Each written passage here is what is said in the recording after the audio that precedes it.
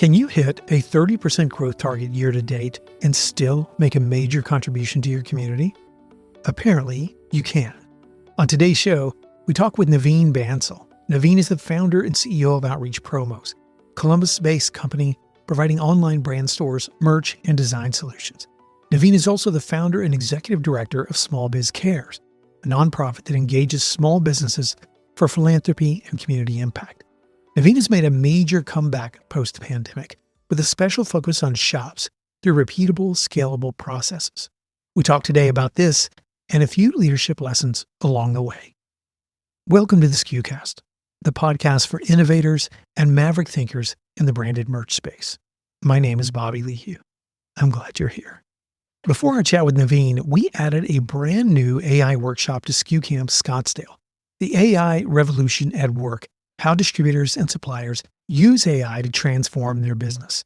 In this workshop, we'll unpack survey results from attendees on how they are using AI. Come hear how the best in the biz harness AI's potential to drive sales, optimize their operations, and elevate their marketing. It's a hands-on, peer-to-peer discovery share. You'll gain actionable insight, discover new tools, and leave equipped to lead your team into an AI-powered future. To join us, head on over to SKUcamp.com. There are only a handful of tickets left, so register today. Today's episode is brought to you courtesy of us at commonsku. Over 800 distributors powering 1.8 billion in network volume rely on commonsku's connected workflow. Process more orders, connect your team, and dramatically grow your sales. To learn how, visit commonsku.com. Now, here's my chat with Nevin. Nevin, welcome back on the SKUcast. It's so good to have you here again, my friend. Likewise. Thank you so much. Appreciate it. 30% year-to-date growth. That's unheard of in these sort of turbulent, unexpected times. And you've had a real focus on shops and stores. You've had 14 new stores year-to-date. Tell us more about Brandstores.shop. Why did you create it? Yeah, we realized that stores are the trend. We wanted to be able to set up a solution instead of just selling product and work with clients in that way. We want to really offer solutions with stores and Brandstores.shop. We wanted to actually create a branded platform and solution instead of just offering store programs. Just, hey, we do company stores. And so setting up that separate solution, creating a separate website, and really aligning all of our offerings and our servicing around stores has allowed us to develop a nice focus area on niche in the marketplace, especially within our local market. Yeah, so it lets prospects know you're the experts at this. That's what that separate URL is. I love that. Separate website and branding. What are some of the different store solution models you offer? Yeah, so I would say really several ones. Our anchor is always that employee store program. So you think about working with that HR leader and offering employee merchandise programs where we can do the one-piece minimums, or we can do on-demand, or we can do quarterly programs or whatnot. But it's really, that's our anchor, and where we typically get the client in is setting up that employee store program first. Then we offer bulk promo shops and apparel shops. And so you think about a company inventorying product with us, where they might buy a large amount of product in bulk to be stored in our facility. We set up an online shop for them to access that promo and apparel and request items for different trade shows and events. So we set up that shop as a way to really assist the client, whether it's marketing or HR or wherever, to access inventory numbers and what's in the inventory, the request items to go to a certain trade show or event. So like a second program. A third that's pretty common for us are pop-up programs. And we do everything from holiday shops with customers all the way to setting up a special program, let's say for Pride, for another initiative, or even just doing like apparel. Hey, I need to do some bulk t-shirts and I want to enter my size in. And so we'll have a pop-up in that kind of way as well. And so those are probably the three main ways: those pop-ups, the bulk promo, as well as employee stores. We also use shops for like print programs. So we set up like business card templates and print items on there for companies, and they'll be able to go on there and request whatever standard print collateral they have through the shop. And then we just print it and ship. So it allows us to save a lot of time in managing these programs and processing, especially because we create the online shop experience. They can go in there and request items, and we don't have to worry about sending them, going a lot of back and forth. We have their mock-ups and designs, and we can just move forward with projects. How has commonsku shops made that simpler? Yeah, I think it's been huge for us. Number one, on the setup side, it's For us, it's been really easy to create stores. We've got really accustomed to how to set up a shop and design a shop. And we've been able to leverage a platform for that. We can also replicate those in different clients. We have a standard process now for discovery on a store program, for setting up the mockups and pricing. We've created some pricing templates internally for different projects and different programs. And just creating that entire process, and the shops themselves are just so easy to sign up for us, and they look great. And so for us, we have no worry that common ski shops are going to continue to be some of the best out there for us. You have a lot of folks do shops, but you have really set up a systematized way to sell shops, scale, and grow your business. Have you discovered a few keys that not just building a successful shop, but building a repeatable, scalable process through your shop experience? You mentioned it, you alluded to it a little bit there, these templates and these processes and things like that.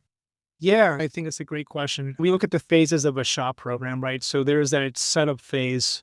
But again, we know that for every shop, we've got to do the mockups, we've got to do the pricing, we've got to have the right questions with the customer in terms of discovery. So we've got all that at a good spot now. And so it's very easy for us to set up that program and make sure that our pricing is consistent and fair and Yeah. allows us to achieve the right margin on projects. And so we're not guessing. Each program to program, we have a consistent setup process. And then in order processing, same concept. We have an order rep for each store, as well as an account person that kind of oversees changes to the shop, interacts with the client, making sure those programs are handled properly.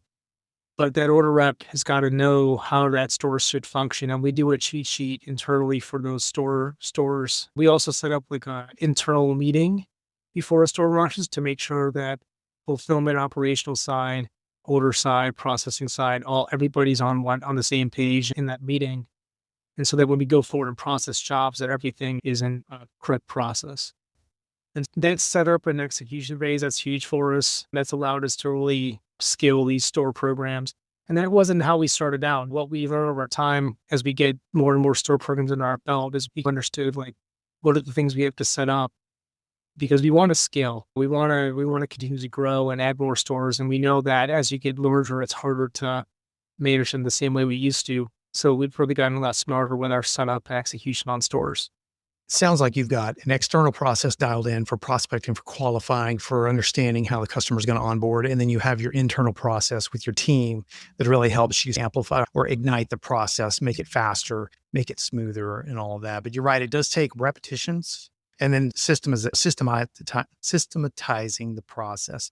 So pop-up shops fit in your overall strategy. Can you elaborate on one thing that you mentioned on the shift from free store design to $5,000 model, something like that? How are you structuring pricing around stores? Yeah, so we don't charge a fee for store builds as long Yeah. as you're spending money with us on product. Okay. And so we have one page we set up for store programs, and it just indicates that there is a fee if you want a store, but that's waived as long as you purchase $5,000 a year with us.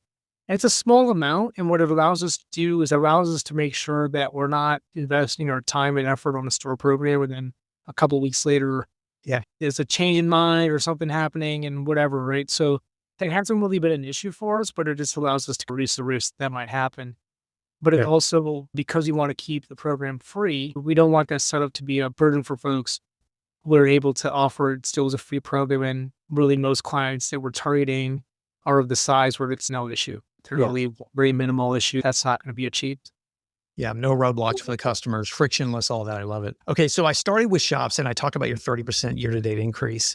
Now, one of the reasons I started with that is because this has been a pretty big turnaround story. You lost some big accounts around or post-pandemic, and you recovered. Not only have you recovered, but now we're talking here about a 30% increase year-to-date and 14 new stores. What did you learn from that process? Like you went through the pandemic and then post-pandemic, things are falling apart. You streamline your business. I don't want to put words in your mouth, but what did you learn from that process? Yeah, so let's go back to 2019. We had our highest revenue year, 2019. Things were going decent. We had actually launched, I think last time we chatted, we launched digital marketing. Yeah. We also launched a nonprofit at that time. A lot of things happened in 2019. Then 2020 hits, and we all know what happened, right?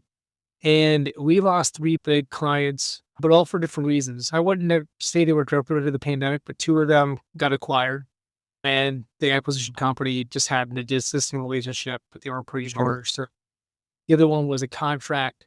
It had some renewal issue or whatnot. Pandemic or not, I don't think it was driven by that entirely, but it happened around that time. So obviously not a great time for anything to happen, but when it happened at that point, then you add in the additional challenges that no events and no things up was a really tough time for us.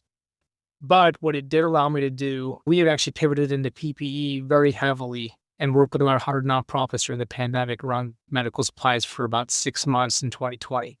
And that actually saved my 2020. Kept my team employed and actually did a lot of good work there. After that, I actually also took stock of kind of what I was doing. I realized as a business leader, I was in too many things. Launching a nonprofit, doing digital, which I thought was a great idea. I actually stepped back and I said, look, what's actually working, what's not? And so that pivot into, we shed the digital marketing. We said, hey, that's a fun area, but not really core to what we're good at. And it's a lot to manage.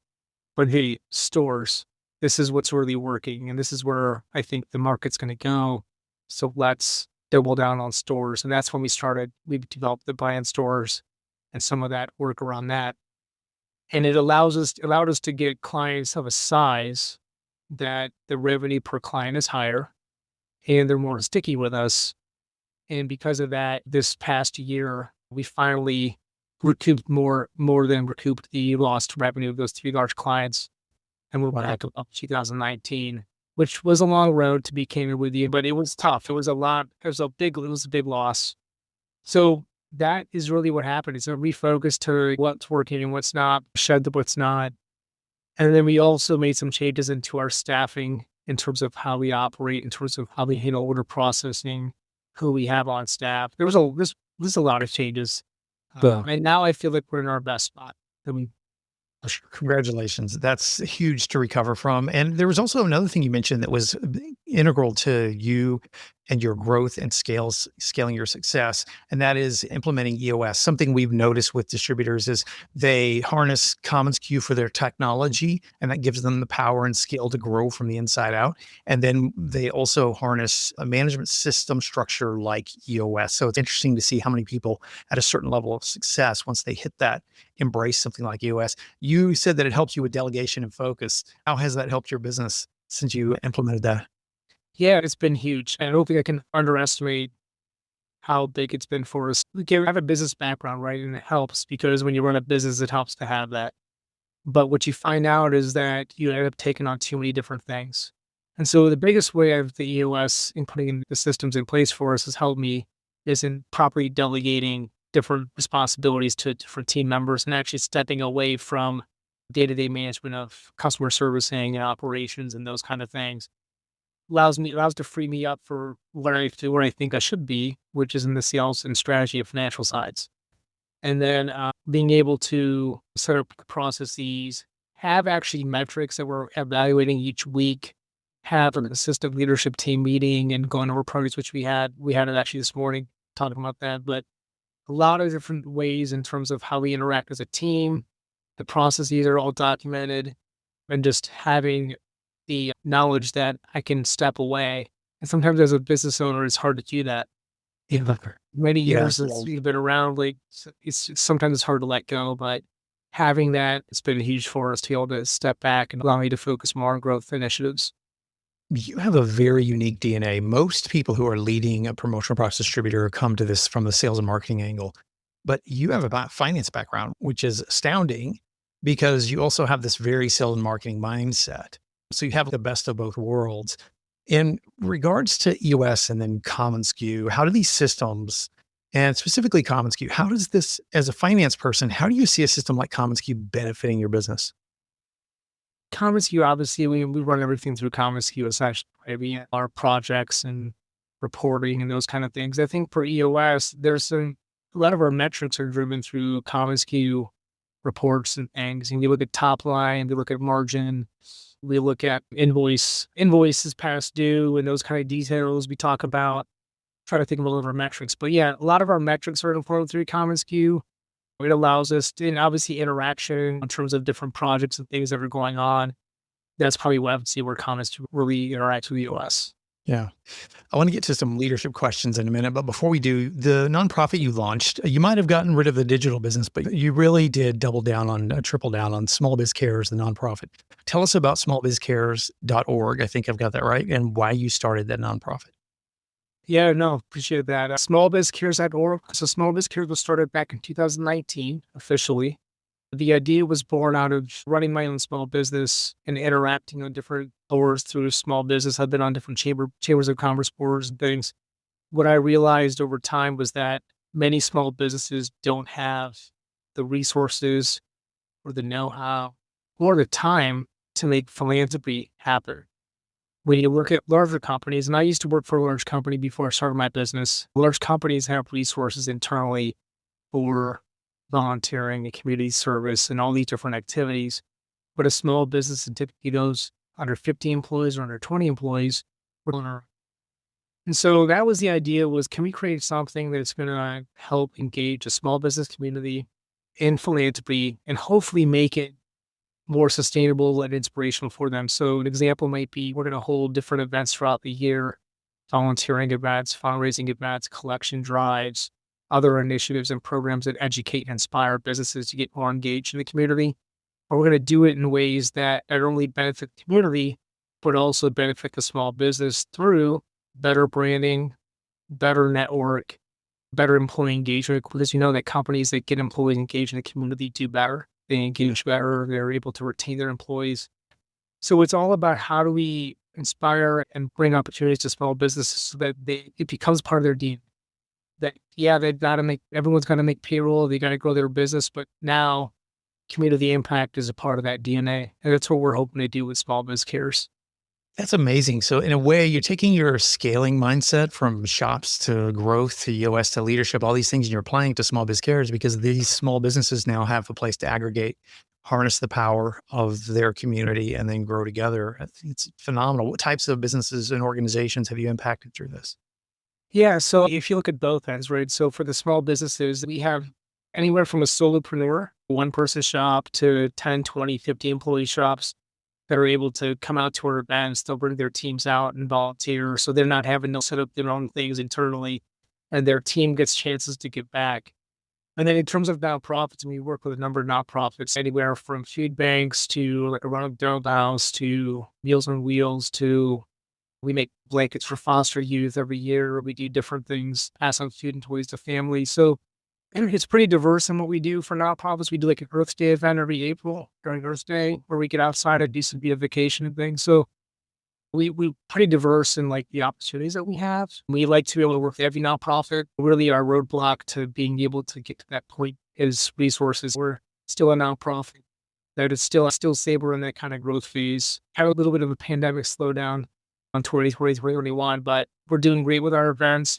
Our goals now going forward are to develop really good sustainable funding model to have a full-time director run the local chapter we have in our city, but also in the future, take this to other cities. The vision is to take this to other cities and set up a small business cares chapter in other cities as well.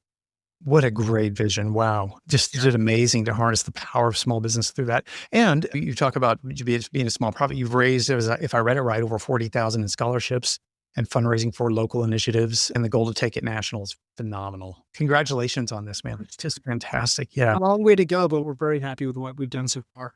It's incredible. It's incredible. Yeah. For this last segment, I want to talk with you about leadership because you're really passionate about this. You've done a lot of work on your own mental and physical health, and you think this is incredibly important for leaders of businesses of any size. How has this personal growth influenced your business? When you look at how you said, you know what, I'm running myself ragged. I've got to focus on myself. How have you seen the net gain and impact the business? Yeah, it's a great question. Probably something that now I feel like it's part of me, this kind of focus, but I look back since starting the business, you go through business and you go through ups and downs. And there were some times for sure where I was like, this is hard. Like, this is not going the way I expected. Those are those challenges during the pandemic or losing big clients or whatnot. You're hiring and retaining people. And sometimes you make great hires, sometimes you don't. But what stays constant for me is, well, I can control. What stays constant is how I approach myself. Is, what I've really decided is I've got to self-lead myself and be the best version of myself for me to actually bring that to the business. So if I'm not in the best mental state or physical state or whatever that might be, I may not be my best in the business. And how can I ask my team members, one of our core values being strive for greatness, how can I have one of my team members have that focus if I'm not there myself? So I really probably maybe two plus years ago really made a lot of focus on this or was listening to content. I'm actually in the middle of a program called Live Hard or 75 Hard. I finished that program, but I'm on this Live Hard program where I'm doing these things every single day that are focused on my mental and physical health. And we go through team development sessions as a team. And a lot of the content we talk about, we do it monthly, a team development session. And what we talk about every single month, we do 1 hour. And it's all around self-leadership, how to approach your daily habits, what are things that make it great, not even really just contribute to the team, but how can you be your best self? We focus on all that content as a team. And because I know that not everyone has that proactive mindset to look at that stuff, but I do feel like the more you think that way and the more you hear those kind of concepts and the more you reinforce that to yourself, the more likely you are to exhibit those qualities, which I think if you're going to perform at your best, having those qualities is helpful. Yeah. Yeah, that's phenomenal. And you also did something I thought was great. It was you defined your own purpose to inspire goodness and greatness in myself and others. I thought setting that intention for yourself was, we think about doing that for businesses, but we don't, if I walked around and asked everybody what's your defining purpose in life, I don't know that many of us can codify that, but you can. Why was setting that intention important? I think what you just asked me is not many of us can do that. And like I said, I mean, as I focus on being my best self, it's something that you just candidly you hear people tell you, hey, if you can define your purpose, that's super important. Yeah. So I will take the lead from other folks that have said that's important. But I will say once I did figure that out, it actually created a situation where I felt really good about the work we're doing. And so whether it's personal development and being the best self in terms of making sure that our team is making a difference in other people's lives in the community or a nonprofit, whether it's striving for greatness and being great at our jobs or great in our family or whatever we're doing, I try my best to do those things and it allows me to help influence others to do the same thing. This actually purpose, it's funny, came to me pretty quick. Once I actually took the effort to, I didn't have to point things down. Yeah. I didn't have to honestly, I think it came to me very fast. Like it just came to me like one day I'm like, oh, that's totally makes sense. That's my purpose. And I just do this whole exercise or anything. It's almost like you just had to surface it. It was there. You just had to surface it. Yeah. Yeah. The phrase, the exact wording came to me within 5 minutes of actually the effort of thinking about my purpose. I'm like, oh, Phenomenal. even thinking because it was already how I was living. Yeah. Being mentioned, I've been doing this a lot of focus on myself and all these things. It's just how I was already living already. I just never clearly defined it. Yeah. Strive for greatness is, I believe, a company motto, company value of yours. Can you give us an example of how that actually comes into play and practical ways in the business? Yeah. I think I mentioned like team development, right? And so we talk about how obviously, I think everybody on our team wants to do a great job, right? That is, to me, table stakes, right? I think, but what it takes to strive for greatness and what we talk about internally, whether it's our team development or whatnot, is doing our job is what's expected, but how do you continue to get better each day? That is a topic. There's no end goal to greatness. You know what I mean? That's a good point. We're not going to get to this ultimate, okay, we're going to be the greatest we can ever be.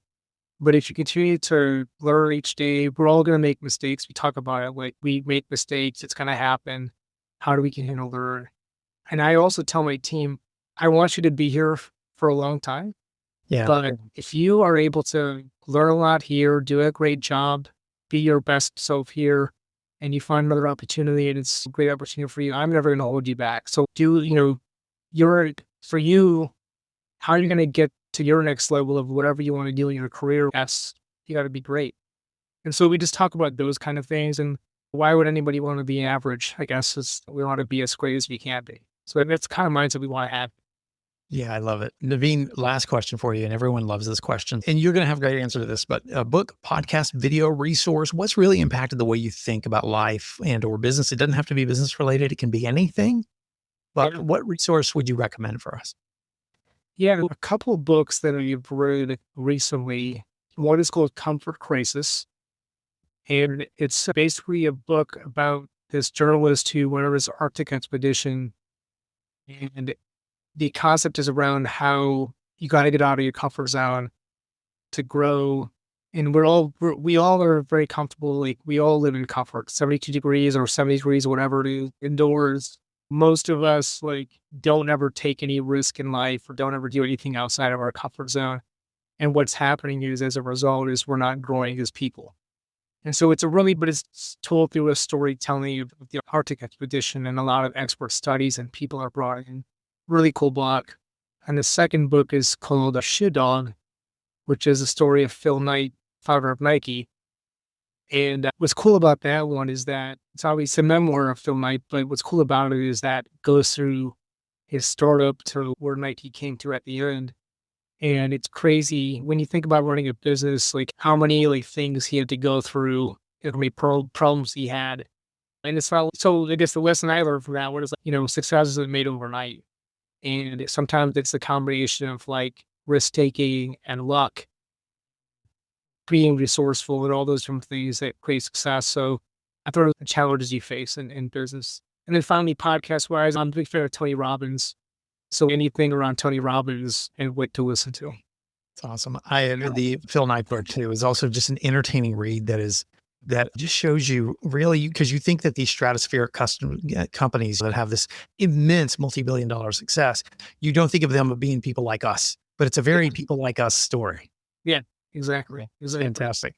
Nevin, thank you so much for jumping on the podcast real quick and just catching us up where you're at. Congratulations on the 30% growth, Small Biz Cares, all of these things, codifying your business. It's phenomenal. And I can't wait to see where you're going next, my friend. I appreciate it so much. Thank you.